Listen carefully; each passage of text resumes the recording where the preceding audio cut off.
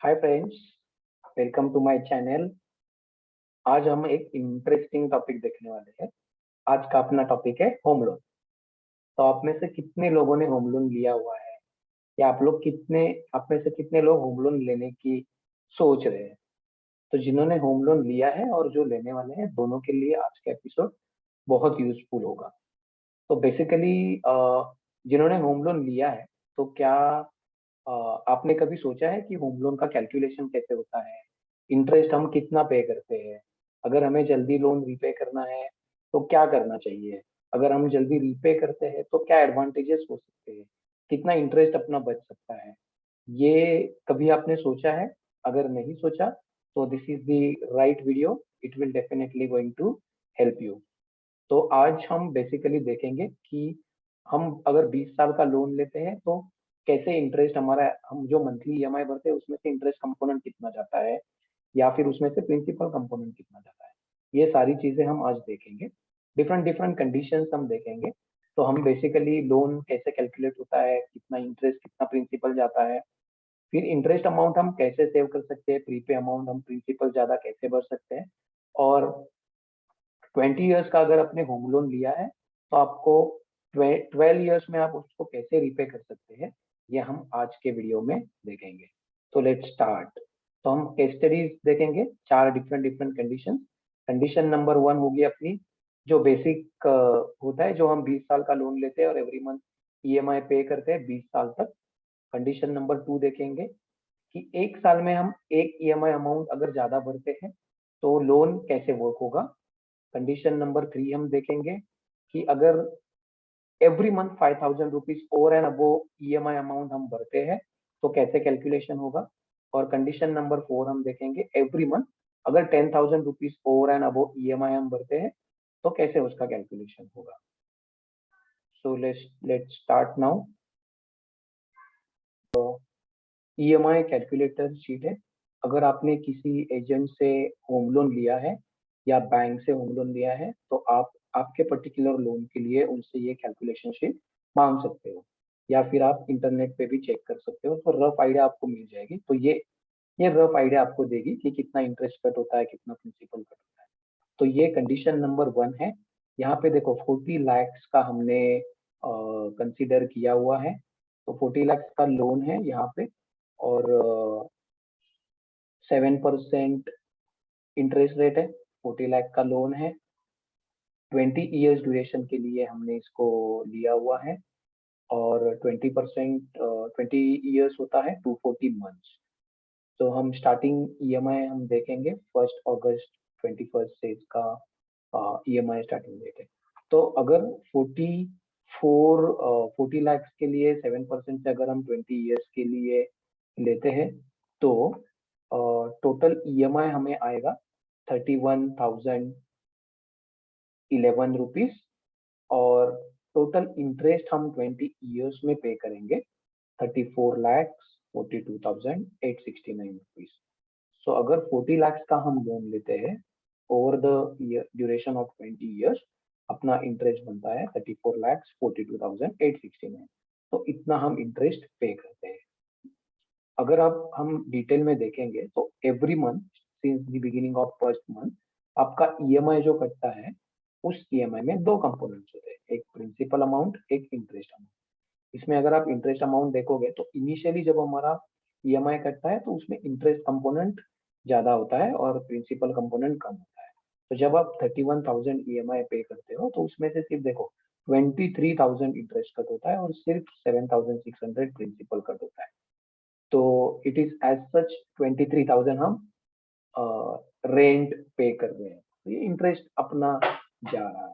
तो ये simple basic, अगर हम कुछ एडिशनल प्रिंसिपल पे नहीं करते तो 20 इयर्स का ये सिंपल कैलकुलेशन है। ये कंडीशन नंबर 1।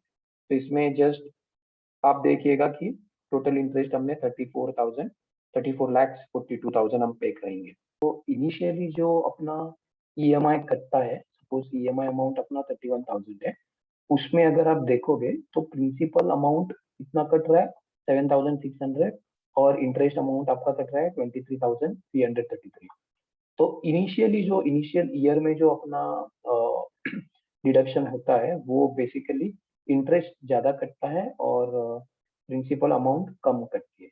तो यही अगर आप देखोगे तो एंड में अगर आप देखते हो, एंड ड्यूरेशन में अगर आप देखते हो इसमें, तो आप देखोगे कि अगर इसमें इस शीट को अगर एक्सेल में नीचे जाते हैं, तो अगर आप देखोगे फर्स्ट ईयर के एंड तक आपका क्या सीन था। 22,873 आपका इंटरेस्ट है, 8,000 लगभग आपका प्रिंसिपल है। तो पहले ईयर के बाद कुछ ज्यादा चेंज नहीं हुआ। अगर आप देखते हो 84 यहाँ पे अगर आप देखते हो, तो ये आपका प्रिंसिपल अमाउंट अभी ज्यादा डिडक्ट हो रहा है। ओवरऑल ईएमआई कंपोनेंट से प्रिंसिपल की अमाउंट बढ़ रही है और इंटरेस्ट कंपोनेंट कम कम हो रहा है। वैसे आप अगर एंड में जाओगे, towards and, so suppose 190 month के बाद क्या सीन होगा, देखिए आपके ईएमआई अमाउंट में से 23,000 प्रिंसिपल कट रहा है और 7,900 इंटरेस्ट कट रहा है। मतलब towards the end of your tenure interest component कम होते जाता है और प्रिंसिपल कंपोनेंट बढ़ते जाता है। यहाँ पे अगर आप देखो लास्ट मंथ में अगर आप देखोगे, तो पूरा का पूरा जो भी आपने ईएमआई भरा था वो प्रिंसिपल में से कट हुआ and interest amount was very very less. So initial years में इंटरेस्ट कंपोनेंट ज्यादा, प्रिंसिपल कंपोनेंट कम। Towards the end of tenure principal component ज्यादा, इंटरेस्ट कंपोनेंट कम।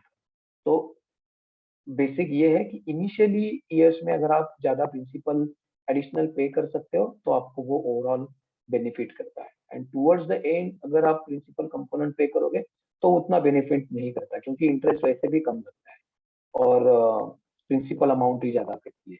तो ट्राई करो, इनिशियल लेवल, इनिशियली आपने लोन लिया है तो जल्दी से जल्दी उसका आप लोन रीपे करो। प्रिंसिपल अमाउंट ज्यादा आप पे कर सकते हो और वो आपको हेल्प करे। 2,000 हम पे करेंगे। अब अभी हम कंडीशन नंबर 2 देखते हैं। कंडीशन नंबर 2 क्या है कि एक ईएमआई अगर हम साल एक्स्ट्रा पे करते हैं, जैसे फॉर एग्जांपल अपने कंडीशन में 31,000 ईएमआई था, तो रेगुलर ईएमआई तो अपना मंथली कट जाएगा। एक ईयर में अगर हम 31,000 एक्स्ट्रा पे करते हैं, तो अपना लोन खत्म होगा 70 ईयर्स में। 70 ईयर्स में लोन खत्म हो जाएगा और इंटरेस्ट अपना ओवरऑल बचेगा 5,55,000। यहाँ पे अगर हम देखते हैं कि अगर मैं करता हूँ सपोज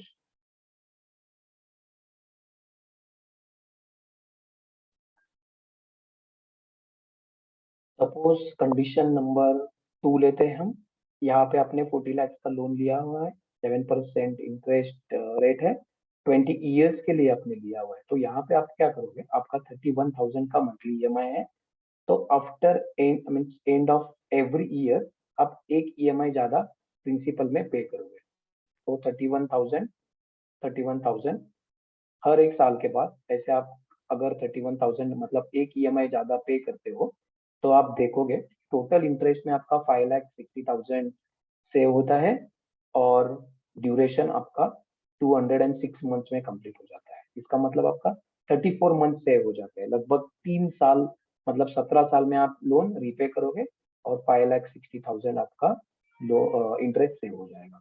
तो अभी हम कंडीशन नंबर 3 देखेंगे। कंडीशन नंबर 3 थी कि हर महीने में आप एक्स्ट्रा 5,000 ईएमआई पे करोगे। तो आपका अभी ईएमआई कट हो रहा, ईएमआई नहीं, एक्स्ट्रा प्रिंसिपल पे करोगे। तो ईएमआई आपका 31,000 है, तो 5,000 एक्स्ट्रा पर मंथ पे करोगे। या आप खुद ऑनलाइन ट्रांसफर करके भी कर सकते हो, या फिर जब आप ईएमआई सेट करते हो इनिशियली, तो इंस्टेड ऑफ 31,000 आप उसको 36,000 अमाउंट बैंक को बोल सकते हो कि मेरा ईएमआई जो आप हर मंथ डिडक्ट करते हो, कीप दैट अमाउंट 36। ये कंडीशन नंबर 3 है। यहाँ पे आप देख सकते हो हर महीना आप ईएमआई के साथ साथ यहाँ पे 5,000 रुपीज एक्स्ट्रा पे कर रहे हो। ठीक है, तो ये जो एक्स्ट्रा अमाउंट आप पे करोगे वो प्रिंसिपल में से आपकी कम हो जाएगी। तो जैसे अगर आप ये देखोगे हर महीना 5,000 5,000 एडिशनल आप पे कर रहे हो, तो ये प्रिंसिपल में आपकी ऐड होती जाएगी, जो बेसिक प्रिंसिपल था उसमें, और ये आपका इंटरेस्ट पेड है। तो इसका मतलब देखो 36,000 आप हर महीना पे करोगे और उसमें से कितना प्रिंसिपल माइनस होगा लोन में से और कितना इंटरेस्ट डिडक्ट होगा, ये कंपोनेंट यहाँ पे दिख रहा है। ओवरऑल अगर आप समरी देखोगे, तो आपके 60 मंथ सेव हो जाते हैं। इसका मतलब आप 15 साल में आपका लोन कंप्लीट कर दोगे और इंटरेस्ट अमाउंट जो आपका है वो 9,60,000 79,000 सेव हो जाता है। तो यहाँ पे एक चीज हम देख सकते हैं यहाँ पे, ये जो लोन इंटरेस्ट रेट है अपना, जो 7% है, तो अभी 7% है, इसके लिए अपना EMI 31,000। अगर ये 9% हो जाता है तो आपका EMI कंपोनेंट होता है 36,000। मतलब इस कैलकुलेशन शीट में हम ये भी देख सकते हैं कि इंटरेस्ट रेट कितना होता है तो अपना EMI कितना हो सकता है, ओवरऑल इंटरेस्ट कंपोनेंट कितना होगा, प्रिंसिपल अमाउंट कितना होगा। ये सारी चीजें हम यहाँ पे इसमें इस कैलकुलेशन शीट में डाल के इजीली देख सकते हैं। तो ये हमें कैलकुलेशन करने में हेल्प करता है, अंडरस्टैंड करने में हेल्प करता है। तो और सपोज 7.5 इंटरेस्ट रेट होता है, तो 7.5 इंटरेस्ट रेट होता है तो EMI में कितना फर्क पड़ता है, 8% इंटरेस्ट होता है तो EMI में कितना फर्क पड़ता है। तो ये सारी चीजें आप यहाँ पे देख सकते हैं। अभी हम देखेंगे अपनी कंडीशन नंबर 4। कंडीशन नंबर 4 है, हम हर मंथ में 10,000 रुपीज एक्स्ट्रा पे करेंगे ओवर एंड अबव अपना EMI। तो अगर हम कंडीशन नंबर 4 करते हैं तो इसमें देखो आप, आपके लगभग जो मंथ्स है होते हैं वो 95 मंथ्स है, मतलब 8 इयर्स आप सेव कर सकते हो। तो 12 इयर्स में ही आपका लोन रिपे हो जाएगा। यहाँ पे आप देखो 12 इयर्स में आपका लोन रिपे हो जाएगा और ये 8 इयर्स आप सेव करोगे। और इंटरेस्ट कंपोनेंट अगर आपको देखना है तो ये इंटरेस्ट 15 लाख इंटरेस्ट आप सेव करोगे अगर आप एवरी मंथ 10,000 रुपीज एक्स्ट्रा पे करते हो। तो अगर हम आते हैं कैलकुलेशन शीट में, तो यहाँ पे अगर आप देखोगे तो अ, हमने 40 लाख का लोन है और यहाँ पे हर महीना हम 10,000 ज्यादा पे कर रहे हैं। तो ये 10,000 जो ज्यादा पे कर रहे हैं उसकी वजह से ओवरऑल क्या इम्पैक्ट होगा, देखो ये हमने भी देखा है, 15 लाख अपना इंटरेस्ट सेव होगा और ड्यूरेशन में 95 मंथ सेव हो जाएंगे। तो देखो लगभग 8 साल अपने सेव हो जाते हैं। तो अगेन यहाँ पे आप देख सकते हो कि ये अपना EMI कंपोनेंट है जो ऑलरेडी फिक्स्ड है। 10,000 रुपीज अगर हम हर महीना एक्स्ट्रा पे कर सकते हैं, अगर आपको पॉसिबल है इतना अमाउंट आप सेविंग कर सकते हो हर महीना, तो आप वो एडिशनल EMI दे सकते हो, मतलब ऑनलाइन भी ट्रांसफर कर सकते हो आपके लोन अकाउंट में। तो इसमें आप ओवरऑल देखोगे आपका हर मंथ पेमेंट है 41,000, उसमें से 17,000 सिंस फर्स्ट मंथ इतना प्रिंसिपल कट होगा और इतना इंटरेस्ट पे होगा। तो जो हम ज्यादा पे करते हैं अमाउंट की, जो हम ये जो 10,000 रुपीज हम ओवर एंड वो EMI पे करते हैं, वो डायरेक्ट अपने प्रिंसिपल अमाउंट से डिडक्ट होता है। तो इसकी वजह से अपना लोन भी जल्दी खत्म होता है और जल्दी इंटरेस्ट कंपोनेंट भी हमें कम लगता है। तो ये ओवरऑल कैलकुलेशन आज हमने देखा कि होम लोन कैलकुलेशन कैसे होता है, इंटरेस्ट कितना कटता है, प्रिंसिपल कितना कटता है, EMI कितना होता है, टेन्योर कितना होता है, अगर हम एडिशनल पे करते हैं प्रिंसिपल अमाउंट तो हमें क्या एडवांटेज हो सकता है। तो बेसिकली अगर आपका 20 इयर्स का लोन आपको 12 इयर्स में खत्म करना है और आपको पॉसिबल है कि इतना पर्टिकुलर अमाउंट आप एवरी मंथ दे सकते हो, तो definitely it will help you. इसमें और एक भी एडवांटेज हो सकता है, अगर आप वर्किंग हो तो सपोज इनिशियल ईयर में आप 10,000 कर रहे हो, आपने जॉब चेंज किया या अप्रेजल हुआ या कुछ बोनस मिला, तो वो अमाउंट आप एडिशनल अमाउंट यहाँ पे एज अ सेविंग, ये प्रिंसिपल अमाउंट आप जो हर मंथ डालते हो वो बढ़ा सकते हो एवरी ईयर, उससे आपका और भी लोन का टेन्योर कम हो जाएगा। तो दोस्तों ये था